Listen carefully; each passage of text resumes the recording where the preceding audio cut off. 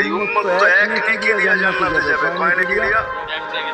একটা নেকি দিয়া জান্নাতে যাবে এই উম্মত। অন্য উম্মতের কথা জানি না, এই উম্মত এক নেকি দিয়া জান্নাতে যাবে।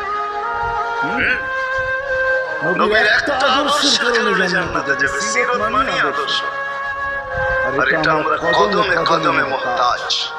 কেননা এই ছোট জীবনটা যদি গ্রহণযোগ্যতা পর্যন্ত পৌঁছাইতে হয় আল্লাহর কাছে, চাই নারী হই, চাই যুবক হই, চাই বৃদ্ধ হই, চাই মানুষই হই না কেন, যেখানেরই হই না কেন, যেই ভাষারই হই না কেন, যেই বর্ণেরই হই না কেন, যেই পেশারই হই না কেন, যে সোসাইটিরই হই না কেন, এই জীবনটাকে যদি গ্রহণযোগ্যতা পর্যন্ত পৌঁছাইতে হয় কার কাছে? দুনিয়াদারদের কাছে না, মালিকের কাছে, যিনি এক ফোঁটা পানির থেকে অস্তিত্ব দিয়েছেন, যার কাছে আবার আমাদেরকে ফিরে যেতে হবে।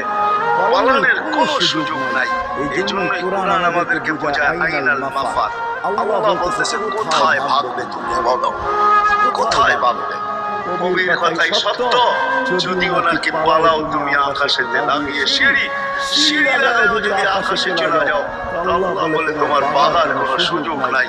কেননা ইল্লা বিসুলতান, ওইখানেও আমার রাজত্ব, এইখানেও আমার রাজত্ব।